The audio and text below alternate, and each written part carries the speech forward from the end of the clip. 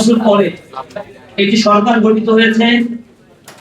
যদিও আমাদের প্রত্যাশা ছিল এই সরকারটি জনগণের রায় নিয়ে গঠিত হবে, কিন্তু ইলেকশন ইঞ্জিনিয়ারিং এর মধ্য দিয়ে বিভিন্ন জায়গায় পেশি শক্তি খাটিয়ে এবং তারা নানাভাবে প্রশাসনকে প্রভাবিত করে তারা ইলেকশন ইঞ্জিনিয়ারিং করে ক্ষমতায় এসেছে গ্রুপ মেজরিটি নিয়ে। এরপরে সংসদ অধিবেশনে আমরা তাদের কাছে প্রত্যাশা করেছিলাম একটি জনবান্ধব জন আকাঙ্ক্ষার একটি দেশ করার জন্য সরকার এবং বিরোধী দল কাঁধে কাঁধ মিলিয়ে এই রাষ্ট্র গঠনের জন্য ভূমিকা রাখবে। জুলাই বিপ্লবে তারা ভূমিকা রেখেছিল, শহীদ হয়েছে, জীবন দিয়েছে, পঙ্গুত্ব বরণ করেছে। যে সকল ছাত্র নেতৃবৃন্দ এখানে ভূমিকা রেখেছিল তাদের সাথে করে নিয়ে নতুন বাংলাদেশ গড়ার প্রয়াস তারা পাবে। কারণ তাদের রাজনৈতিক অধিকার দীর্ঘ সময় ধরে বঞ্চিত ছিল। তাদের প্রধান নেতা দেশের বাইরে দেশান্তরিত অবস্থায় ছিল। এই অবস্থায় থেকে দেশের রাজনীতির একটা পরিবর্তনের জন্য যারা জীবন দিয়েছে, যারা এখানে আহত হয়েছে, পঙ্গুত্ব বরণ করেছে, তাদেরকে সাথে নিয়ে এই দেশ গড়ার যে সুযোগটা তাদের ছিল সেটা তারা না করে ভিন্ন পথে ভিন্ন পন্থা তারা অবলম্বন করেছে।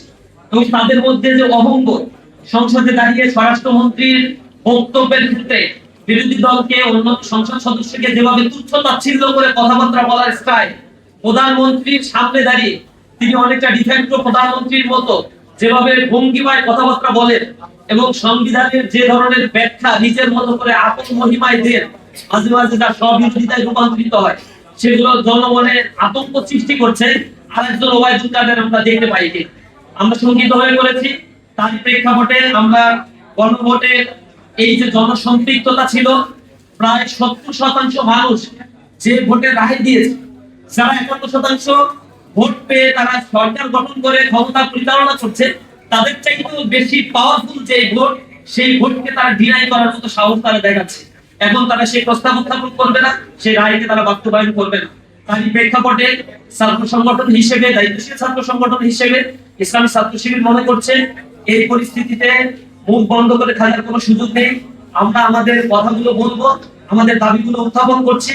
সরকারের সুবুদ্ধি উদ্ধার না হলে আমরা রাজপথে দাঁড়িয়ে আমাদের কথাগুলো বলার চেষ্টা করব এবং দাবি আদায়ের জন্য ছাত্র জনতার সাথে নিয়ে আমরা রাজপথে থাকবো ইনশাআল্লাহ। আমরা দেখেছিলাম বিগত সরকার, ফ্যাসিবাদী সরকার যেটা করেছিল, আস্তে আস্তে বিভিন্ন ভাবে একে একে তত্ত্বাবধায়ক সরকার বাতিল করেছিল। এরপরে সরকারের প্রত্যেকটা ইনস্টিটিউটকে তারা কুক্ষিগত করেছিল। সরকারের প্রত্যেকটা অর্গানকে তারা দলীয় কাজে, দলীয় এজেন্ডা বাস্তবায়নে তারা ব্যবহার করেছিল। শুরুটা হয়েছিল আসলে এভাবে। তো বর্তমান সরকারের ক্ষেত্রে আমরা একই রকম কার্যক্রম আমরা দেখতে পাচ্ছি। আগে সরকারের মতো সংবিধানের দোহাই দিয়ে তারা অনেক কাজ করতে যাচ্ছে, কিন্তু আমরা যেটা বলতে চাই সেটা হলো সংবিধানের 7-1 ধারায় যেটা বলা হয়েছে জনগণের সার্বভৌমত্ব।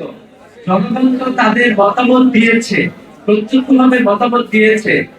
তাদের আমাদের যে গণভোট ছিল, গণভোটে জনগণ তাদের মতামত দিয়েছে, কিন্তু বর্তমান সরকারকে আমরা দেখতে পাচ্ছি সেই মতামতকে উপেক্ষা করার জন্য যা যা করা দরকার তারা সেই আয়োজন সম্পন্ন করেছে। মনে হচ্ছে যে তারা একের পর এক নতুন আলোচনা নিয়ে আসতেছে। বর্তমানে যে প্রধানমন্ত্রী আছেন উনি তার নির্বাচনী কার্যক্রমে, নির্বাচনী প্রচারণায় হাঁ-ভোটের পক্ষে প্রচারণা চালিয়েছেন, কিন্তু আমরা এখন দেখতে পাচ্ছি হাঁ-ভোটের পক্ষে তার মুখ থেকে একটি শব্দ পর্যন্ত এখন উচ্চারিত হয় না। আমরা এর তীব্র নিন্দা এবং প্রতিবাদ জানাচ্ছি। আমরা বলতে চাই যে অবিলম্বে আপনারা জনগণের সিদ্ধান্ত মেনে নিন। গণভোটে জনগণের যে প্রত্যক্ষ মতামত এসেছে সেই মতামতকে আপনারা মেনে নিন। পিপুলস উইল যেটা রয়েছে, জনগণের ইচ্ছা, সেটা সংবিধানের উপরে, সেই ইচ্ছা বাস্তবায়ন করার দাবি আপনাদেরকে জানাচ্ছি। অতীতে যে ফ্যাসিবাদী শাসন ব্যবস্থা প্রতিষ্ঠিত হয়েছিল সেদিকে আপনারা হাঁটবেন না, আমরা সেই প্রত্যাশা রাখছি। এবং যদি আপনারা সেই পথে হাঁটেন তার জন্য আপনাদেরকে হুঁশিয়ার উচ্চারণ করছি, আপনারা সেই পথে হাঁটবেন না। অতীতের এমপিদের অবস্থা আপনারা একটু দেখুন। 17টা বছর তারা জনগণকে জনগণ মনে করেন নাই, তারা নিজেদেরকে প্রভু মনে করেছিল, অন্যদেরকে প্রজা মনে করেছিল। কিন্তু আপনারা দেখেন তাদের অবস্থা কি হয়েছে। তাদেরকে আজকে বাংলাদেশের কোনো জায়গায় খুঁজে পাওয়া যায় না।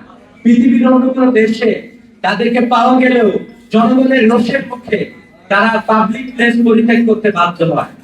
তো এই জন্য আপনাদেরকে বলি যে আপনারা আসলে সিদ্ধান্ত গ্রহণ করেন যে জনগণের সাথে থাকবেন নাকি নিজেরা আবার স্বৈরাচারী কায়দায় পিপুলস উইলকে ডিনাই করে, জনগণের ইচ্ছাকে ডিনাই করে আপনারা সামনের দিকে এগিয়ে যাবেন।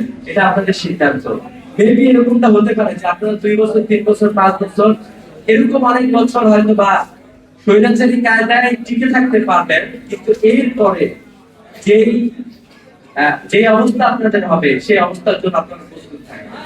এই জন্য আমরা বলতে চাই যে জনগণকে তাদের অধিকার আপনারা ফিরিয়ে দিন। সেই প্রত্যাশা রেখেই শেষ করছি। আসসালামু আলাইকুম।